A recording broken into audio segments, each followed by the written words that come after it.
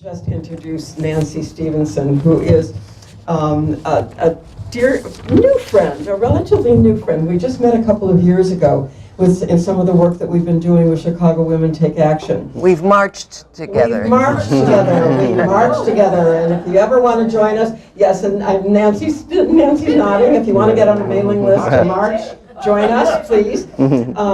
I'm not going to go into all of the details of Nancy's life, but she had the pleasure of campaigning for many good candidates, including her husband, Adlai. She was appointed to the first Chicago Project Head Start. She contributed to Illinois to Washington, 1970 to 81. Former chair of the Illinois Humanities Council and subsequently the Federation of Humanities Councils. CEO for Voices for Children in the 1980s into 90s. I'm gonna. Enough. I mean, if anybody wants to read more about Nancy, I've got lots and lots to say. I don't even know where to begin and where to end. It's just such a pleasure to have you here, Nancy. And thank you. And it's such a pleasure to be here. Phyllis really should be the one to lead this program because she has been for decades involved in reforming, bringing quality, shall we say, to the health care in Chicago, in the great belief that good care, good health care is deserved by all.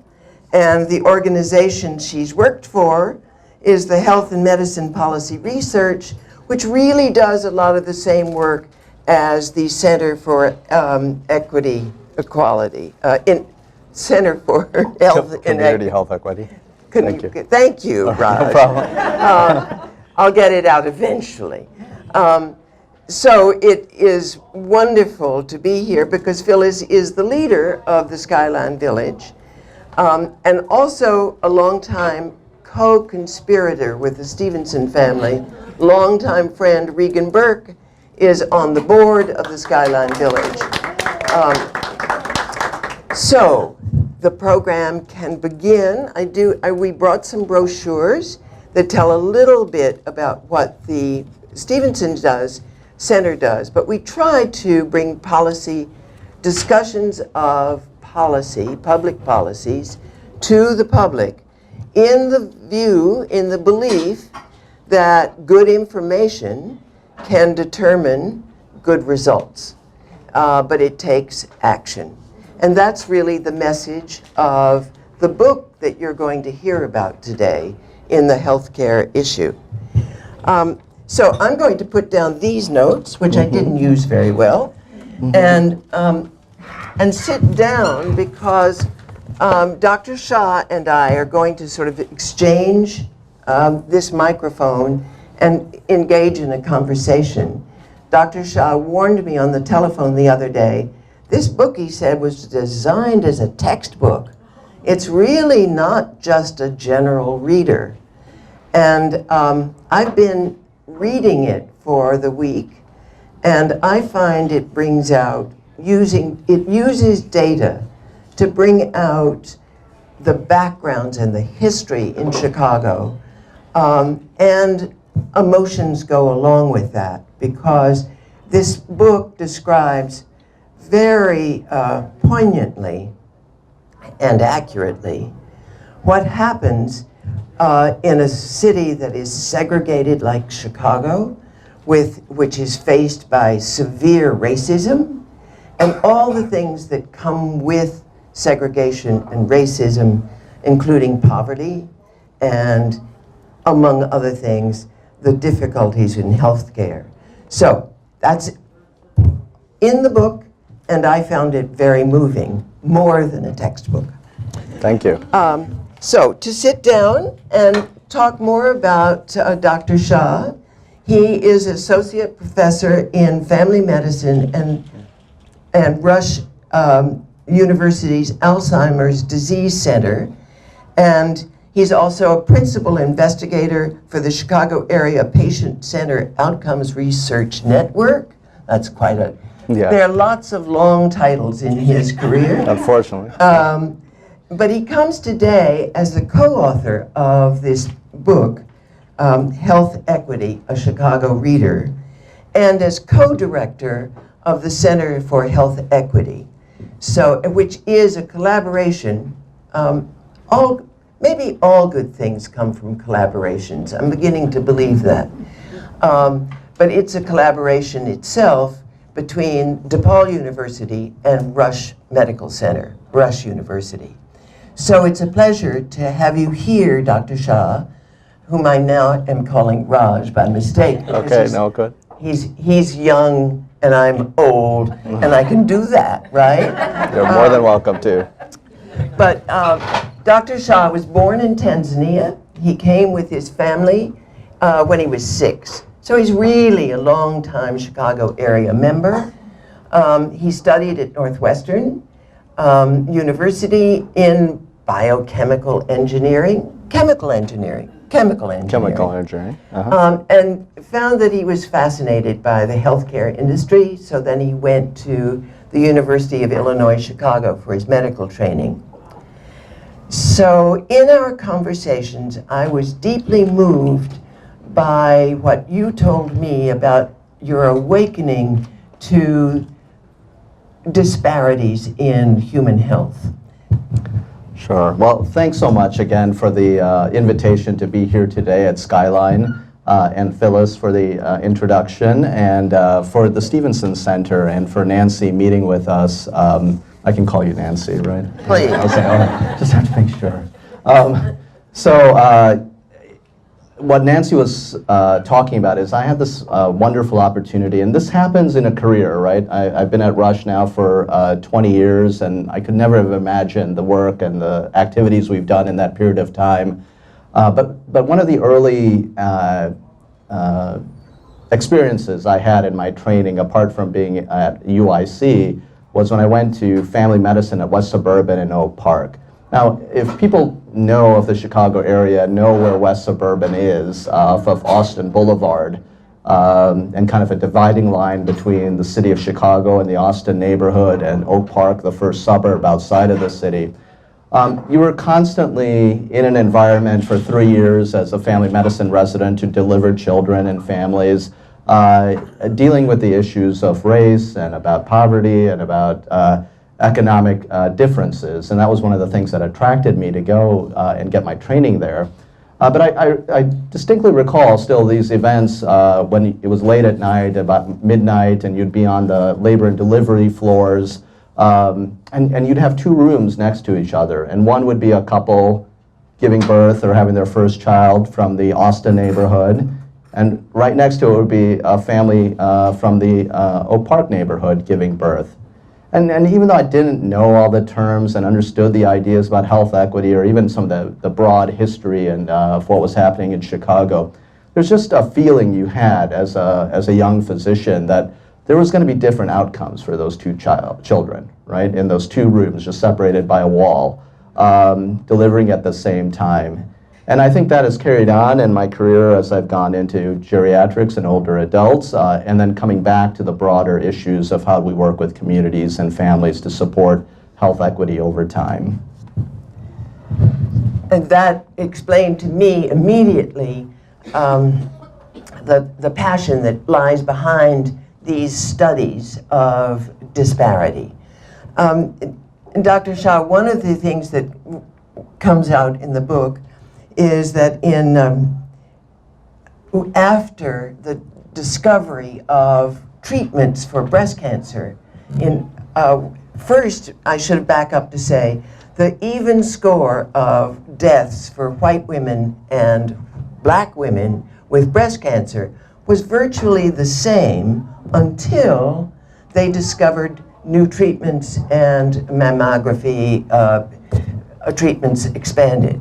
And then the treatment for the number of deaths for white women went down, and the number of deaths for black women went up. Can you talk about that?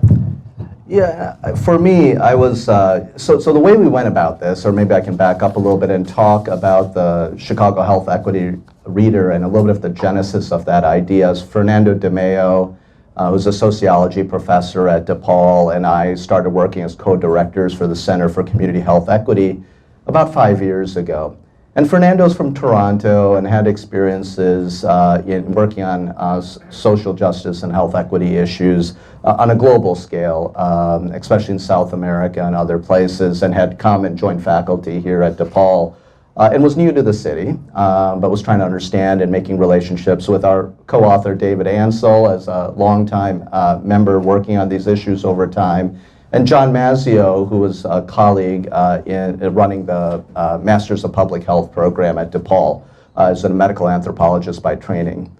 So, there was a feeling like for us to start looking at what was happening currently in Chicago, right, was to step back a little bit and to also understand what has happened over time.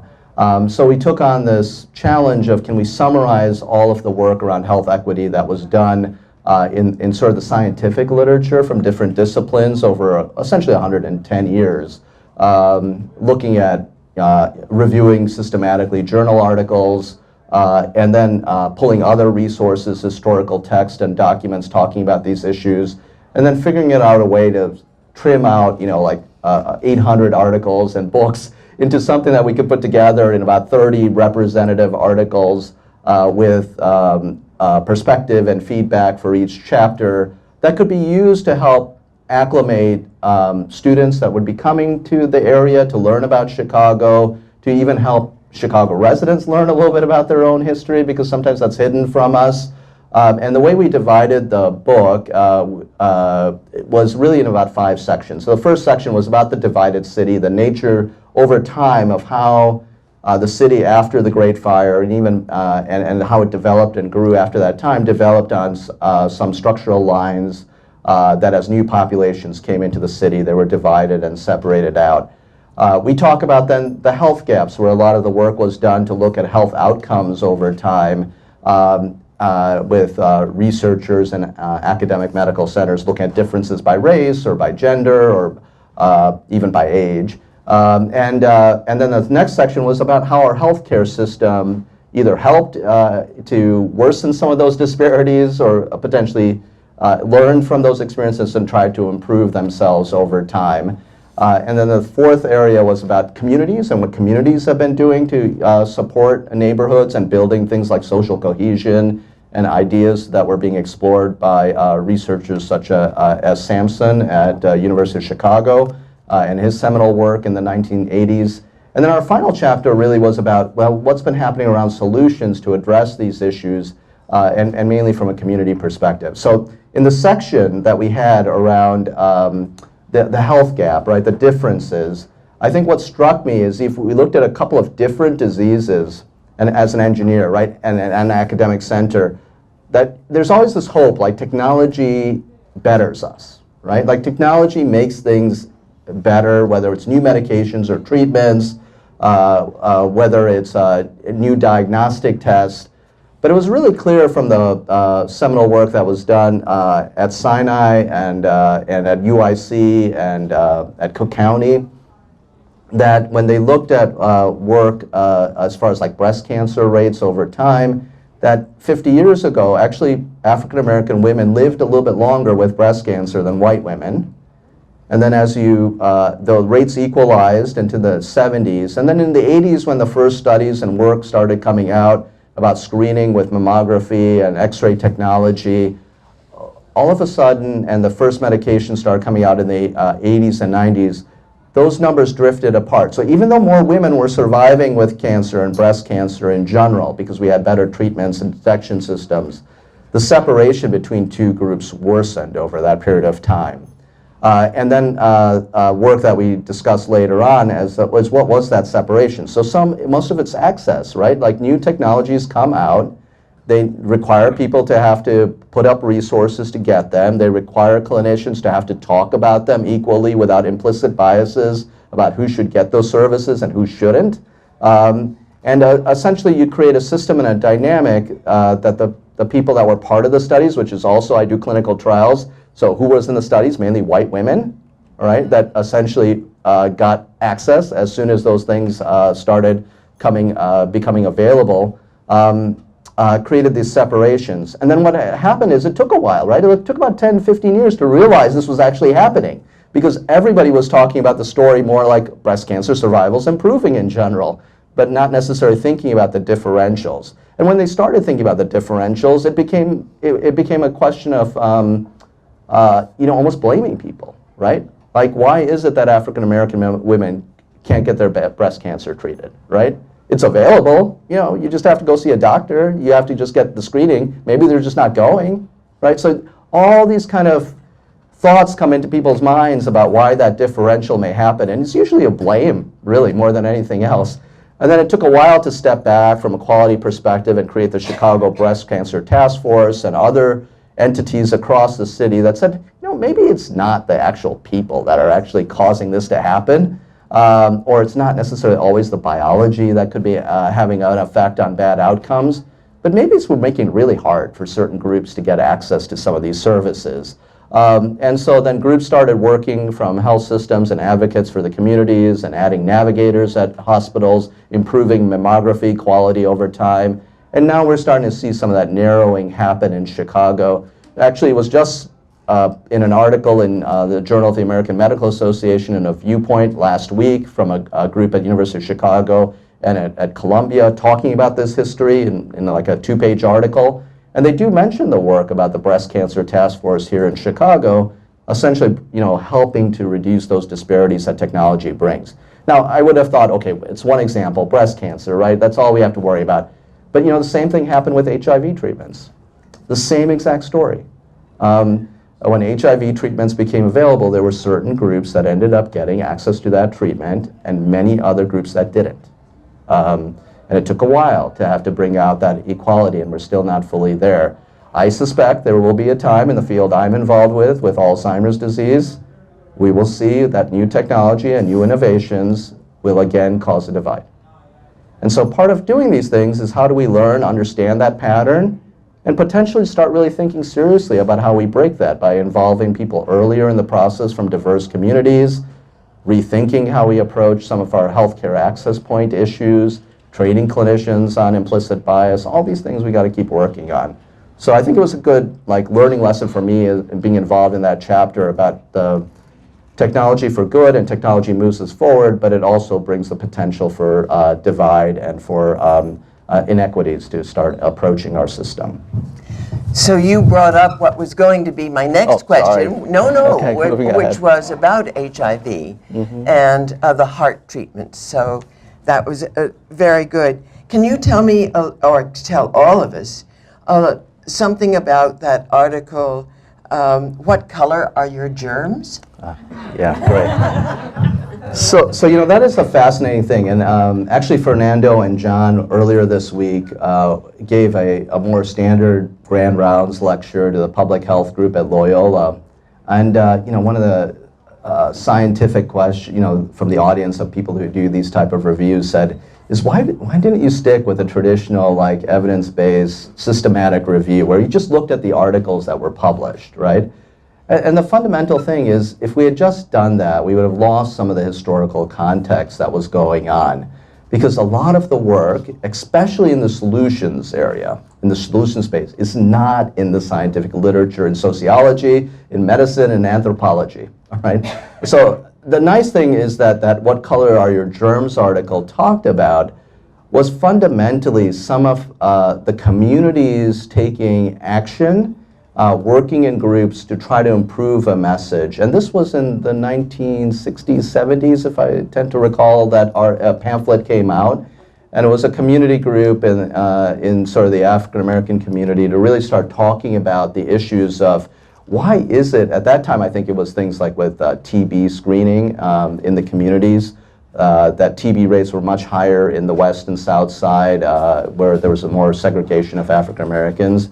And the idea is, why is it, right? Why is it that even if we have a public health system that's supposed to represent all of Chicago and all of the neighborhoods, that access to TB and sort of the services and vaccinations was different, right? And restricted to certain communities more than others. And the point, just even with the title that was being made, is germs don't have a color, right?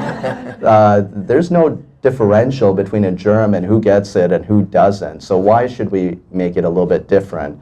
But again, there was some work with what colors are your germs, and then other work that was actually done by the Black Panther organization in the 1960s and 70s, where we sometimes have a history and a view, we hear their term or you learn about it and you think about them in just one avenue, an arena about what happened with the Black Panthers here in Chicago and their advocacy in the African American community. But they did a lot of sort of community-based like public health work where they brought in their own nurses and they did things like lead level screenings where the city was supposed to do it for their neighbors and they weren't doing it, and then provided some input and information to counter what was happening with the messages from the public health department around lead level and lead exposure and who was being affected.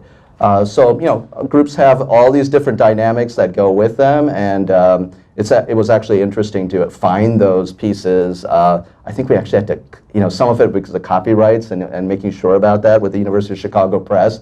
We actually had to try to figure out like who we had to go to ask and find who the original authors were, and I think that work was some of that work with the Black Panther Association and what color your germs were in the Ebony Jet archives. So we had to go back to them to be able to find some of those resources and get approval to use them. One of the statements that came out of that study was what remains. They talked about the need for treatment to bridge all those things of ability to pay without regard to race, color, or creed, without segregation. And then the final quote, "What remains is for the people of Chicago to realize that this is not a Negro health problem, but a public health problem. It's up to you." And so that was the message to come out of that study, which was a long time ago. And that article about the Black Panthers, they led the follow-up to the testing that was done on sickle cell anemia. And the Chicago Public Health Department had tested 45,000 people, but they never told the people who had the trait. And as you know, with sickle cell anemia, it takes two. It has to come from both sides. And so a baby that has a parent who has sickle cell anemia and another parent who has sickle cell anemia is much more likely to develop it. Well, the Public Health Department had the data, but they did not circulate it. And that was another thing to come out, and the Black Panthers did circulate that data. So there are great things to discover in this book.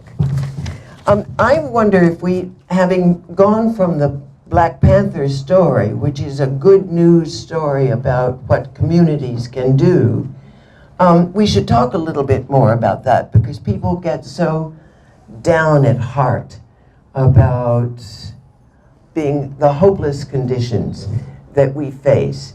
And knowing that there are things that have happened that are positive is important for all of us. Can you tell a little bit about the Uptown Center? Yeah, so that was another interesting piece of sort of living history as we were able to connect with some of the initial founders of the Uptown Health Center. So for many of you, you may know better than I did, but Uptown now, if you go through some of the neighborhoods, is quite different, right? It's rapidly gentrifying. Old buildings are being torn down, and large skyscrapers, like multi-level buildings are being put into place. Upscale restaurants and stores.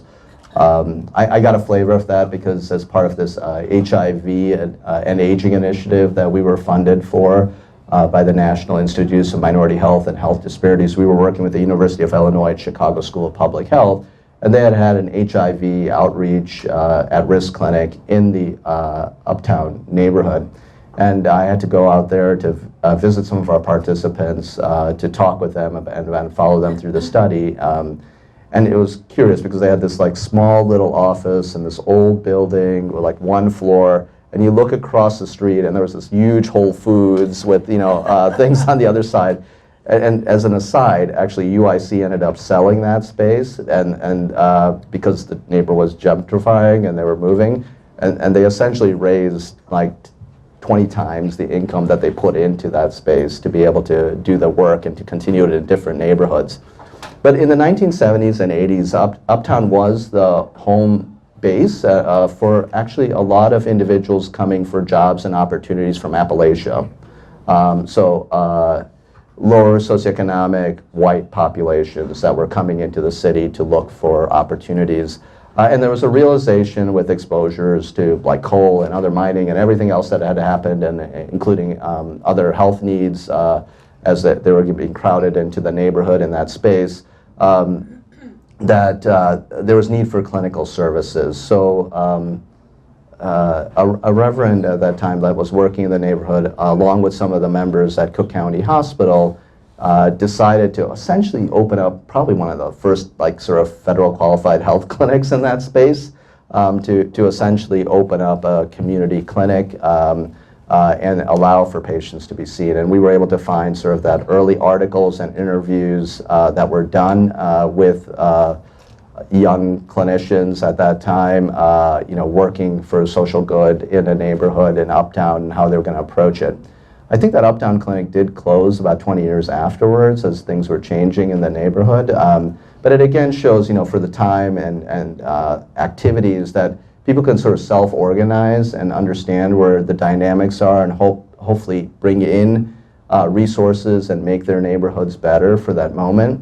And I think that was like an important lesson that we were able to share even with our hospital leaders, because if you look at a place like Rush, and it's gone through different names over time on the west side, and initially wasn't on the west side, it was here at Navy Pier before it burned down, the original medical school, and they moved out there.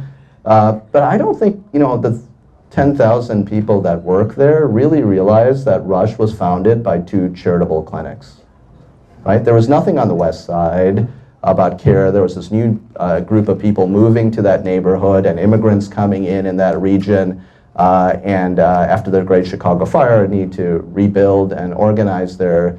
So there were already people providing charity clinics. 2 of those charity clinics essentially came together with Presbyterian St. Luke's and then built up this house. We can find it all in the archives. You see the names of the people that started those things and our names of our building, but nobody understands that, right? Like, we came through with a charitable mission and an outcome and try to raise what was happening in the community, and then it grew from there.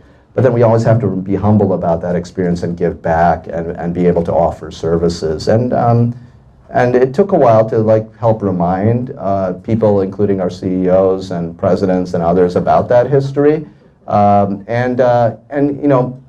an experience about talking about the West Side and the neighborhood needs of 400,000 people that are in our backyard that we were serving, and having to take an asset approach, right? To essentially say, we can't talk about the West Side that's around us as a neighborhood that doesn't have anything, like everything was taken away and deprived of that, and that the people there are just like the leftovers, right? And that's a sense, right? It's a narrative that sometimes goes on.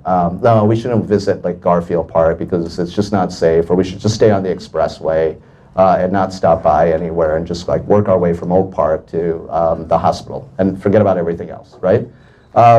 But what you have to realize is that there are people living there, 400,000 people, bigger than Cleveland, right? And they have resources, and they figured out a way to make it there and to make the best of those experiences. And then how do you build on those assets and support them instead of trying to rethink what they need? You just gotta ask them, right? And I think Uptown was a little bit of that example of really thinking through where the community's needs were, getting some active individuals to work in that space, and then creating an anchor institution to make it better over time. And so we repeat sometimes what we've done in the past in different formats and views, and I think we're starting to see that resurgence again in Chicago. I hope we're changing a little bit of that narrative. It will take a while because it's so built in culturally and into our psyche about what the story should be. But that's how we get change, is when you change a few words or a viewpoint or how you look at things. And hopefully make a different experience over time for the people we work with in these communities. I see my boss Phyllis Yeah, right, telling us to nodding stop, that yeah. the food is coming, which means that we're supposed to shut up Okay, great. for a while, not forever. Yeah. But one of the things I want to tantalize you with while they're still serving, is it all right, Phyllis, just one word? That the University of Chicago Trauma Center, which is something that everybody is very proud of, started after a man named, or a young boy named Damian Turner was shot and had to be driven to Northwestern instead of being treated. And 5 years later, Yeah, and the work of building that trauma center and the continued need to support that community becomes important. But the work by local community advocates that didn't give up and fly, and some of the youth organizations that didn't take, no, we can't do this. It's not, it's not in our mission at University of Chicago to provide this type of care. There's other places around here that can do it. Really changed the dynamic, and again shows what community groups can do to make a difference. it was a protest movement by kids, and they did it. Now, I thought that for the rest of our chance to talk, we should let Raj Shah give us some idea of some of the positive things that can be done and positive directions that we can take all the learning in that book and put it into action. And then we do want to have questions Oh, from yeah, the audience. yeah, Yes. So to get on with what can be done, Julie Morita, who is our now sadly about to leave commissioner for Chicago Department of Public Health, is about to leave town, but in the back of the book is a long list of what a plan developed by that department. I think they had a big series of group meetings to put together the plan. There's enough in there to do to keep all of us busy from now until 2120. So, but it's worth looking at. And then Raj has some thoughts about other things we can do. Okay, great. So what we referenced in the back as far as solutions was work that was done with Healthy Chicago 2.0. So fundamentally, every public health department to maintain its services has to be able to put out a 5-year plan about sort of what are the community health needs that are going on, and then work through in developing an implementation plan.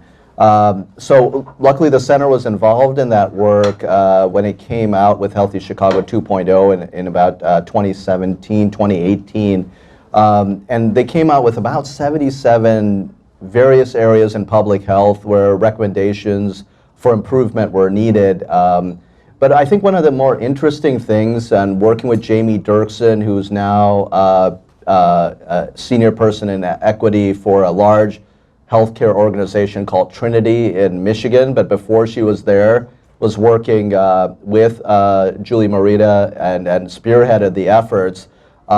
They decided, because of all the conversations happening with other organizations, to take a health equity lens, right?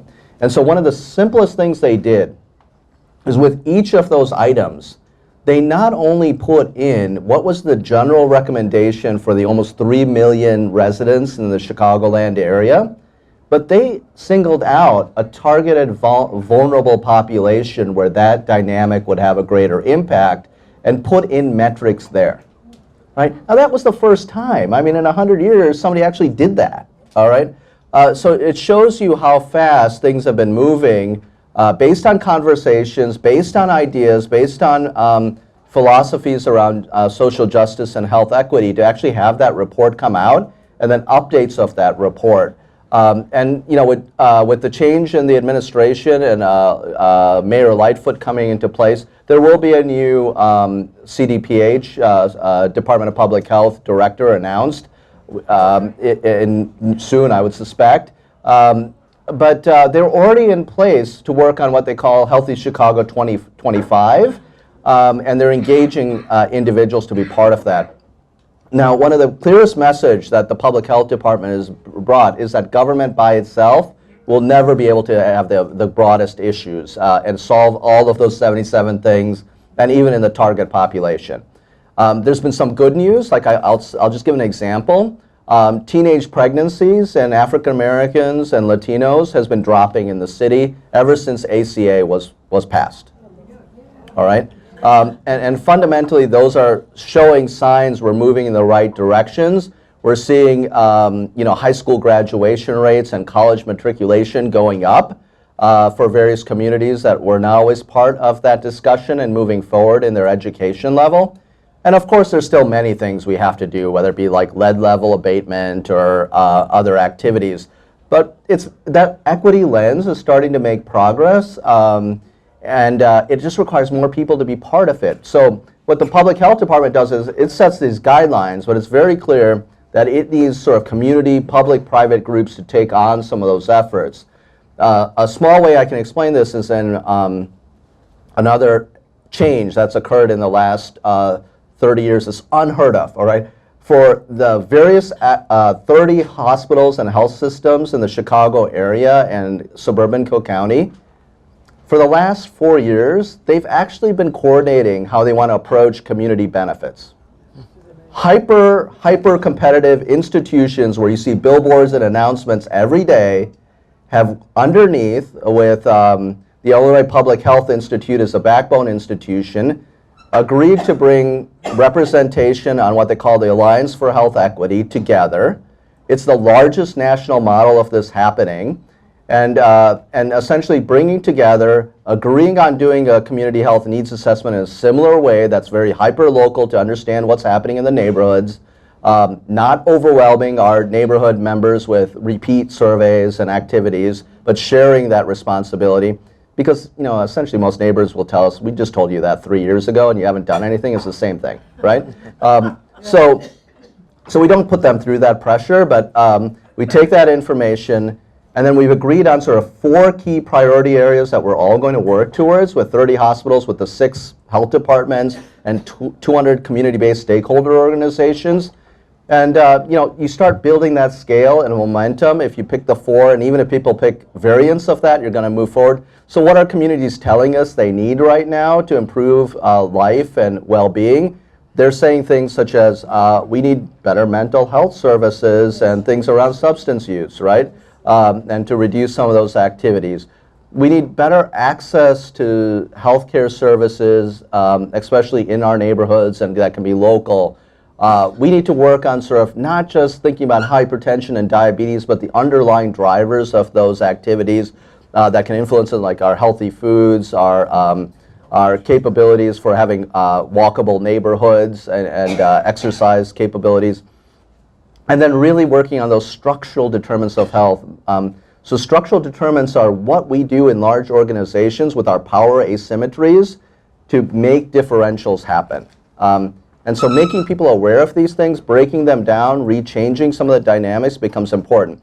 So before I hand this over, I've been talking a lot, sorry. But the one thing is, I was bringing up with Nancy on the phone before here. So the space we're in now, right? What is the structural inequity that has just occurred in the last 3 months in Water Tower? Because they're limiting after a certain hour of the day who can come in if they are minors or. Yeah, right? So they're doing a real careful policing job to control that, because there have been so many incidents in Water Tower. Yeah, so here's like these tensions, right? Like you've got a place that's known in the city, Michigan Avenue, should be open and available for everybody to be able to peruse in our city space. Based on some experiences with increased mob action and some other activities that happened here, a private entity and a group, even though it's sort of publicly recognized, has decided that the way to handle safety issues is you limit, youth that would come to these places and have to have parental supervision, right? Now, we don't always think about the impacts of a policy like that, right? They decided, relatively quickly that was the way they wanted to handle that situation. But they have long downstream impacts, right? Now you're telling a certain group of community members that you're not welcome in a particular place. So now what they're doing is those youths are going so they're not welcome in Water Tower, well, we'll move on to some other places along the avenue. Yeah, and so if we, so even small things like that, we think about from a one-point view, and we don't think about sort of those long-term effects, can really impact people. And the way it's impacted is just what came out of the news yesterday. So I don't know how many of you remember this with the redlining things that were happening in the city as people were moving from the south in the Great Migration. But fundamentally, there was, that's 60 years ago, 70 years ago, where some of that, what happened between the 1920s and 1970s. They did a study that they were just on NPR yesterday, that the loss of income because of contract signatures for homes in the African American communities on the west side and south side, $4 billion lost to that community because they could not buy their own homes and had no equity in those places, right? Like, how can you correct that? How can you ever repay that and understand it? So what it involves us to have to recognize is that sometimes we start a policy and we go down a pathway, maybe with some good in mind or some answering some question, but there's always unintended consequences. And we have to be aware of those, make them visible, and change course if we need to. And that's going to be hopefully a bigger message we'll have to figure out and learn from our prior experience. What a perfect ending to what you can do. And you can talk about this in your churches, in your meetings, in meetings like this. So I think it's time that we turn this over to questions from other people, but I want to sneak in a question. Okay. She warned me about this, so she's going to put me on the spot. What do you think about universal health care? I've been supportive of it for a long time. I'm not sure how we're going to get there, but we have to realize that healthcare is a human right.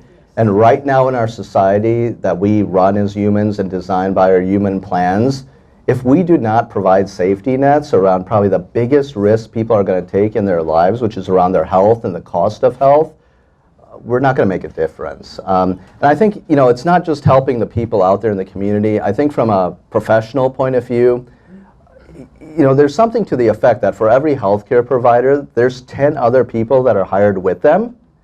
And we have to think, what are those other 10 people doing? And the majority of their time spent is denying care or making access harder. All right?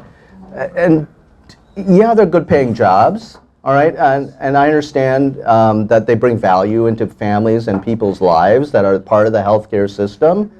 But for some to benefit that way by preventing others from getting access and services, maybe from a moral, social point of view, it's not the best way we want to spend our time and resources as humans on this earth.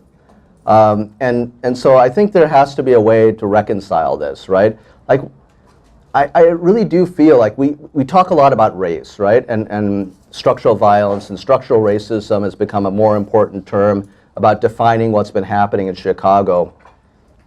But I really think, it's multidimensional, and probably one of the biggest things that's impacting people's well-being right now at multiple levels is discrimination by what card you carry in your wallet for your insurance.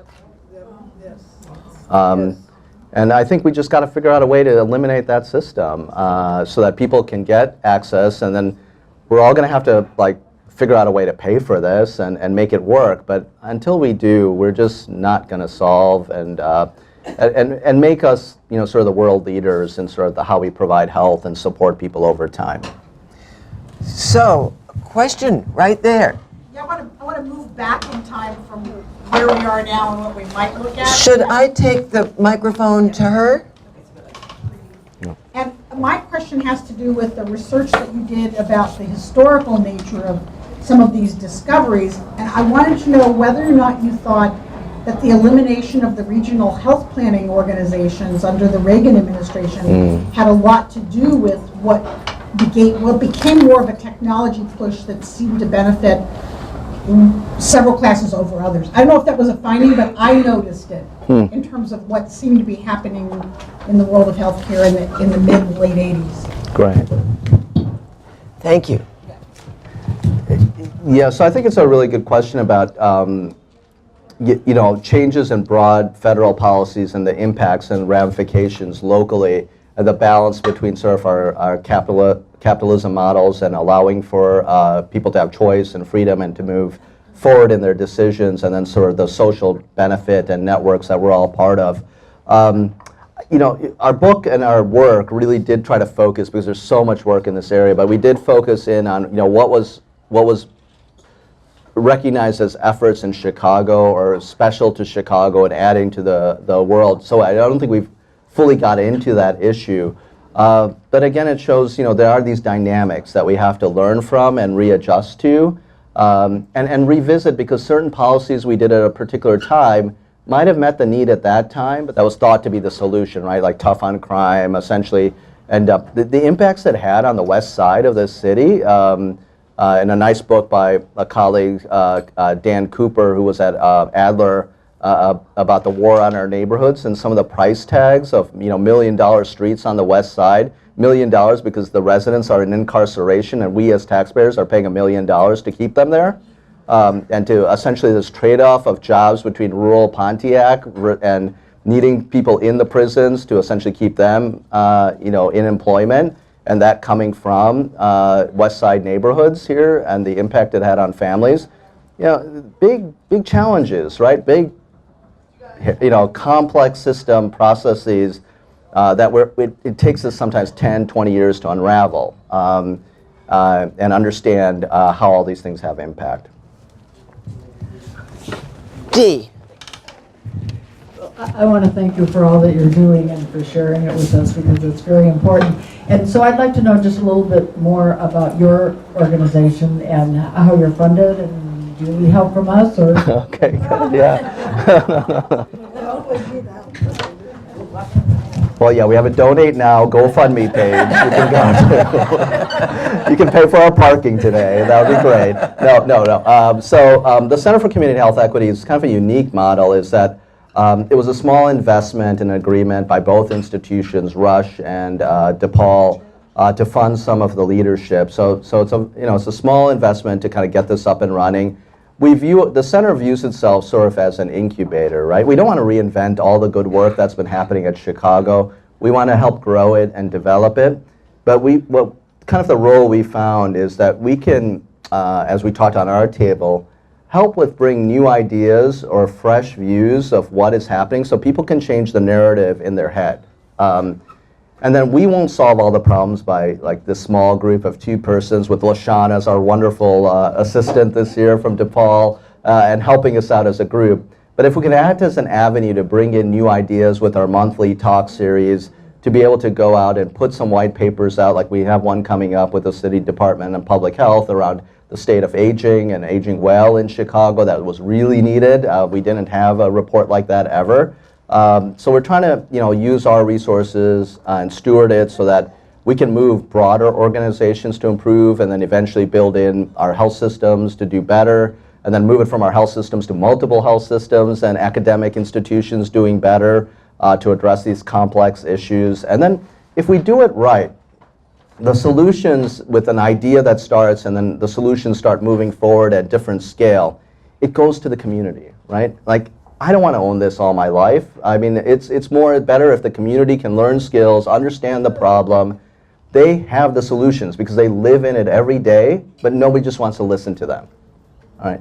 And we heard this. I was at a meeting at 6 p.m.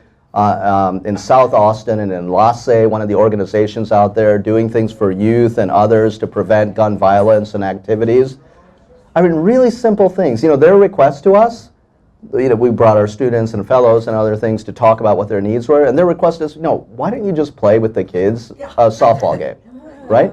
Because then they can feel like they're valued, right? Like that people would actually want to spend time with them, and they don't have to think about how the media is presenting South Lawndale and North Lawndale all the time as a place where there is nothing that's of value, and the kids there are never going to get a chance and not feel hope, right? So we just have to keep working on this in whatever we do to keep increasing the capabilities. Be advocates for your community. Take time to see other places in the city that you haven't visited in a while. I mean, I'm glad you're here. I'm glad for the service here. but why don't you take this to Inspiration Cafe in Garfield Park, okay, and have a meeting there, all right? Spend some money in that community, all right, and make a difference. So those are some of the things you have to think about, all right? Thanks. I think she was before me. Oh, I'm sorry if I didn't see. All right, Yolanda. I don't know if it's going to reach. Try. Oh, yes. Yes. I'm on the board of a single-room occupancy building at 30 West Chicago. You may be familiar with it. Okay. It was originally a YMCA, and we do have a Denny clinic there that's run by the Northwestern Hospital. Great. We did a study of the population. 583 people are living there, and it turned out that 40% of them have diabetes. So immediately you have to ask yourself, what's happened to them that they have come to live there when they have diabetes? And it immediately says they don't have the money. They've gone through all their money and they have no money left to spend on both. Either they choose housing or they choose, I've got to use my money for medication. Yeah.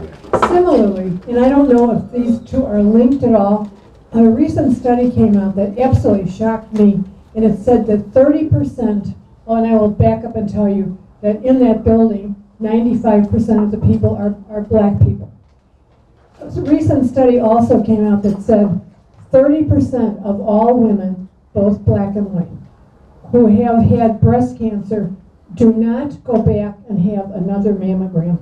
They simply, you would say, well, they're ignoring it or they're scared, but we all know when you see bills you've gotten from the smallest tests that the bills are astronomical. So I think when you look at a lot of these problems and you can tell us, how do you solve the cost of all of this? Yeah, great.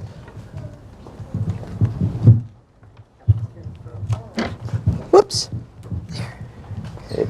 Yeah, so definitely that's been a clear kind of indication in the story about sort of the corporatization of medicine over the last 20 to 30 years. So even non-for-profits act like corporate entities. And unfortunately that's changing some of the missions and the way we look at the commitments to how we provide care and support. Yeah, I mean, that is so clear. I mean, in every study that's out there about people having to make these tough decisions about the potential cost. We've also, you know, it's interesting because one of the things that, you know, the people have thought about with ACA is it's actually improved a lot of things for a particular group. But there's a group of actually sort of the working poor that's been in existence for a while that essentially they do get insurance, but what does that insurance look like right now? They have these high deductibles where they have no way of saving for that deductible. So what we've done is in certain groups, we've forced them to have more money in the background to cover the risk. And we even see this with Medicare and with others that, you know, people make decisions not on the fact that they have an insurance that might cover the high-end thing, but they worry about that $20 copay, or they worry about that other fee that has to come out of their own pocket, and that drives them to make decisions. So do we have to work on reducing the cost of some of these medications? Yes. Do we have to change some of our cultures about, you know, how we cover things? Yeah. I'm a bit worried that the way our technology is advancing is that people are bringing new products and novel products and they need to be rewarded for that, but the reward is not priced in the right way. So I was a chemical engineer, right? There are some pills, I know it takes a while to develop and to work through them for 20 years, and yes, people should recoup those investments, but to tell me that you create a drug for hepatitis C that gets rid, you know, 100% after 6 weeks, but it cost you $80,000, and the reason you priced it that way was because you put in the value of potentially preventing their cancer that they would get in their liver, and you want to recoup that cost? Right? Instead of taking the cost of you manufacturing that drug, and even going up 200%, right? Like, charge it a little bit more. Put in that 200%. There is no way that's going to add up to $80,000. All right? So it's you're seeing this with the people talking in the news yesterday about the HIV activists coming back on the street and talk about reducing Truvada costs for PrEP treatment. Same thing, right? We're not transparent about pricing. that we can have good discussions and lower those prices. Because right now it's opaque, and we have to work our way through it. And there was a question here. Okay, I think I can shout without. Okay, I'll use this anyway. Question A or question B? If you were to be invited to Mayor Lightfoot's office, how would you frame the gun crisis as a health crisis? Great. I think that's the more important question. Okay. Or what are your 3 priorities if you were given a meeting with Mayor Lightfoot? Wow. Or C. Yeah, so the fascinating thing to me in just looking at the transition plan of Mayor Lightfoot and some of the initial messages that have been going on is she's fully bought into this idea of health equity and a public health policy, right? To be able to activate and use the tools that things like they have in local government about a health in all policy that was passed as an ordinance a few years ago, and to actually make it a reality, it's going to take some political will, but she's structuring the work in the right way.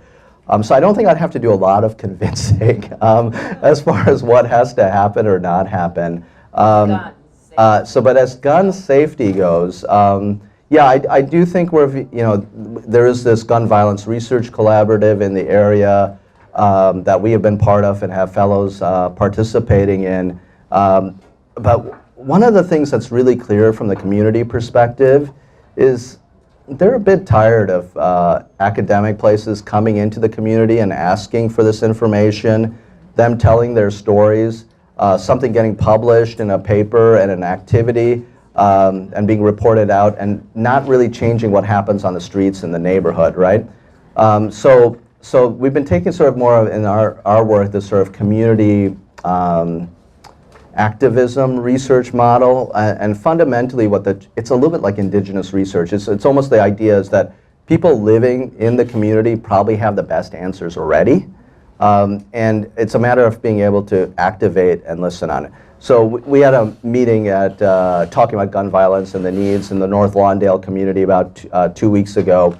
And we went, and we were not the only group that's been there and listened and had dinner with people and talked with these block groups in the community that have been working through I Am Able. That's the local neighborhood group that's been organized in North Lawndale.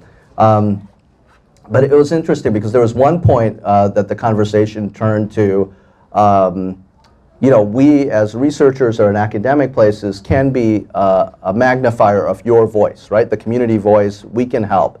And it was really interesting that some of the community members who lived there for a long time, what they told us, their first reaction is, we don't need you to be our microphone, right? Because fundamentally, we've been yelling loud enough. It's just people don't want to listen to us, right? So fundamentally, I think they have a lot of the street credibility of what is happening. Organizations are trying to do the work on the ground level. We've got to find a way to be able to support what they are doing and let them take credit for it. All right? Let them grow and develop those skill sets and make the biggest difference in their community setting. Will it happen quickly? No. Are there outside forces that are trying to make it harder? Yes. And we have to kind of come to terms with what that's going to mean in a complex system. Their main issue that they want is jobs and opportunities for young adults.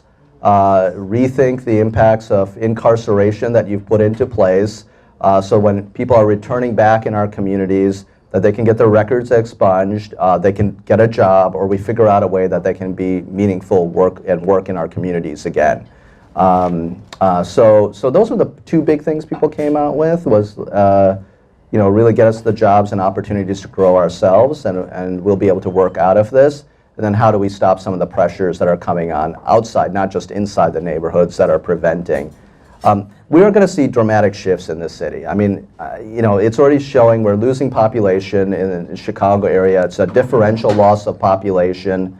We're seeing older and movement into the sort of central city, less loss of African Americans and communities on the west and south side.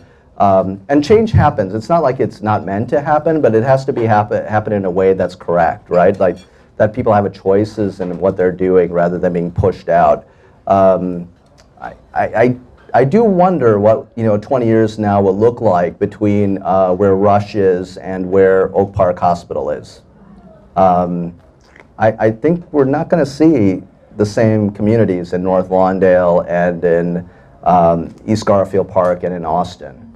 And maybe it will be by choice, maybe it won't be by choice. But we're just going to have to realize that's where the pressures are going right now. And is there a way we can find an equitable way that everybody can enjoy in that growth and development?